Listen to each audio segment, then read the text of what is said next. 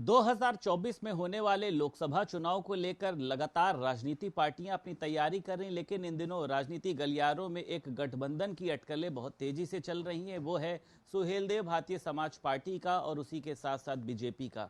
हमारे साथ बात करने के लिए मौजूद हैं अरुण राजभर। अरुण जी, ये बताइए, बताया जा रहा है कि कल ओम प्रकाश राजभर ने जो है वो गृह मंत्री अमित शाह से मुलाकात करी और सीटों को लेकर चर्चा हुई है।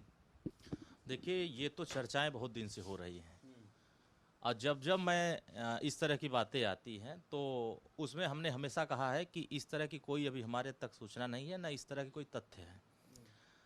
और जहाँ तक रही बात सूत्रों के हवाले से खबर चलाने की, तो आप सब मीडिया वाले मास्टर हैं, हमेशा से सूत्रों के हवाले से खबर चलाते हैं तो कुछ न कुछ उसमें सत्यता भी आपकी तरफ से होती होगी, तभी चलता है। तो कल राजभर जी दिल्ली में मौजूद थे कि नहीं थे, ये बताइए आप। मुझे तो लगता है कि हम लोग साथ में बैठे थे कल यहीं और सभी लोग अपने अपने कार्यक्रम में हैं, लेकिन अब मुलाकात जब पक्की हो जाए तब हम आपको बताते हैं कि हो गई है।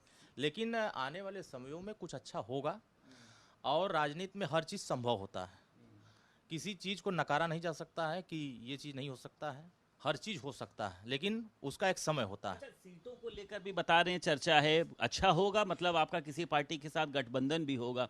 कौन सी ऐसी सीटें हैं जहां पर सुहेलदेव भारतीय पार्टी जो है अपना प्रत्याशी उतारना चाहती है? देखिए, हम पूरे 80 लोकसभा सीट को जीतने की रणनीति बना रहे हैं और उसमें से जहां मेरा खास असर है, जहां मेरे समाज के लोग ज़्यादा संख्या में हैं, हम 32 लोकसभा सीटों पर पूरी ताकत लगा करके हम अपने कार्यक्रम चला रहे हैं। अभी आपने देखा कि 5 तारीख को हमने जिले की हर बैठक, पूरे जिले स्तर के पदाधिकारियों को इकट्ठा करके हमने बैठक किया और उसमें योजनाएं दिया गया कि आगे कार्यक्रम क्या होंगे, किस तरह की रणनीति बनाई जाएगी, वो सब योजनाएं बनी और उसी दिशा में हम सब लोग काम भी कर रहे हैं। और आने वाले समयों में हमें 1-2 सीट की लड़ाई नहीं लड़नी है, हमें 80 लोकसभा कैसे जीतनी है, इसकी रणनीति बना करके हम कार्य कर रहे हैं। और आने वाले समयों में मैं देख रहा हूं कि देश की जो सुरक्षा है और देश की जो विकास की गति है उसको बढ़ाने के लिए अगर सुहेलदेव भारतीय समाज पार्टी का योगदान अगर कहीं होगा तो उसमें दिया जाएगा।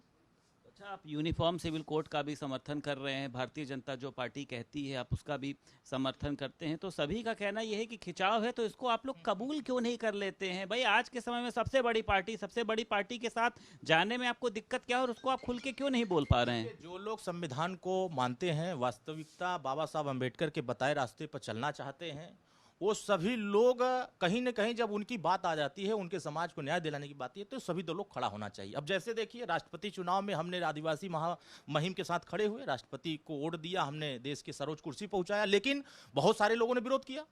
हम जब दलित, पिछड़े, आदिवासी, कमजोर की बात करते हैं और जब कमजोरों को सहारा देना होता है तो फिर मजबूत जो हो जाता है वो कमजोर को साथ छोड़ देता है। तो उसका उदाहरण उत्तर प्रदेश में आपने देखा कि मजबूत के साथ सपा खड़ी हो गई और हम कमजोर के साथ खड़े हो गए और कमजोर को हमने देश की सबसे सर्वोच्च कुर्सी पर बैठाने का प्रयास किया, हमारे पास जो ताकत थी उसको दिखाया। तो हमेशा से जहां जहां कमजोरों की बात आएगी, उपेक्षित, शोषितों की बात आएगी, वहां सुहेलदेव भारतीय समाज पार्टी खुल करके, किसी भी दल की भावना से नहीं, किसी भी दल के तरफ से अगर कोई समाज हित की बात आती है तो हम उसके समर्थन में खड़े होते हैं। जुलाई के पहले खुशखबरी मिलेगी, एनडीए की भी एक बड़ी बैठक है, क्या राजभर जी भी शामिल होंगे उसमें? हो सकता है, खुशखबरी आपको बहुत अच्छा मिलेगा।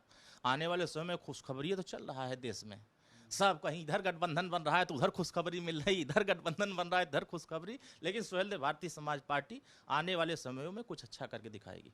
बहुत शुक्रिया बात करने के लिए अरुण जी। हमारे साथ बात करने के लिए मौजूद थे अरुण राजभर और उनका कहना यह है कि जल्द ही गठबंधन की घोषणा की जाएगी। हालांकि अभी ताश के पत्तों की तरह उन्होंने उन पत्तों को खोलने से भी मना कर दिया है।